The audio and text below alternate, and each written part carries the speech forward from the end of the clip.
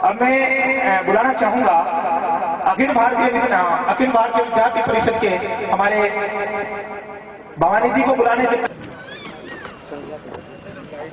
सरोजा पंचारिया जो तो विजयश्री जो हासिल हुई है, कहीं न कहीं उनकी सहेलियों का बहुत बड़ा योगदान है और बहुत ज्यादा उत्साहित है आज के कार्यक्रम को लेकर के।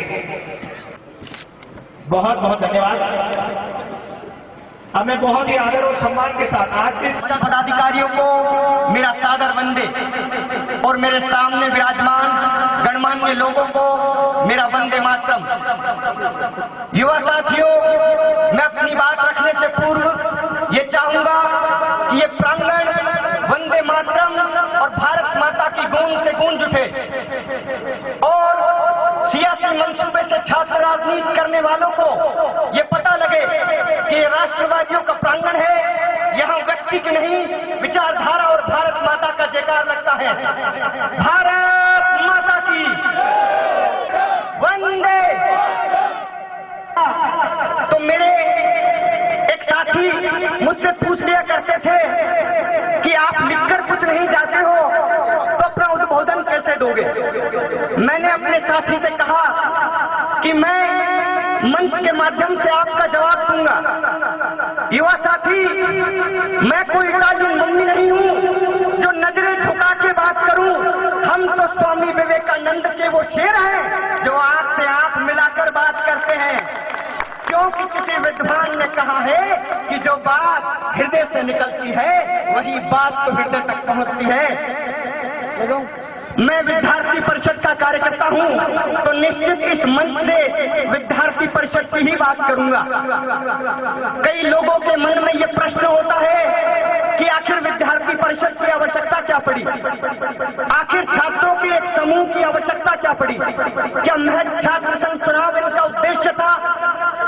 तो मैं इन प्रश्नों के उत्तर इस मंच के माध्यम से देना चाहता हूं। देश की आजादी के वक्त युवा साथियों ने, हिंदुस्तान के युवाओं ने आजादी की लड़ाई में बढ़ चढ़कर हिस्सा लिया और 1947 में ये देश आजाद भी हुआ।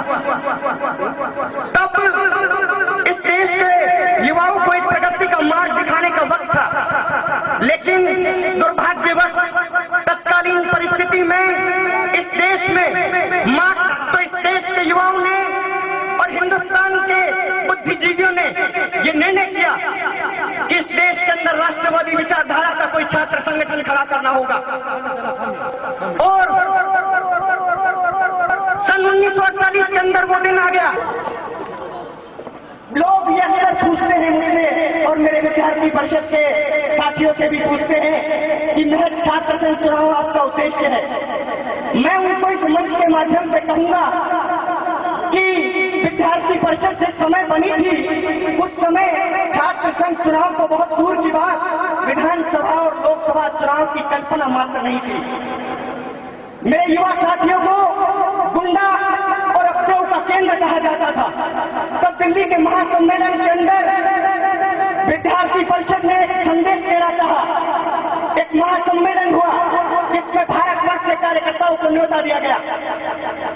दिल्ली में पहली जो पूर्व संध्या थी उस पर एक टोली बनाकर ये संदेश दिया मुख्य बाजारों में कि कल कोई दुकान कोई बाजार बंद नहीं रहेगा।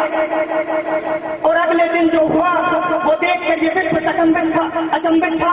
अगले दिन जो हुआ वो देखकर ये भारतवर्ष गौरवान्वित महसूस कर रहा था, क्योंकि ये संस्कार और ये संस्कारों की विवेकानंद का वो भारत विवेकानंद का सपना सड़कों पर दिख रहा था और संस्कारों की टोली भारत की सड़कों पर दिख रही थी। इसी के साथ मैं अपनी वाणी को विराम दूंगा। जय हिंद, जय भारत, वंदे मातरम।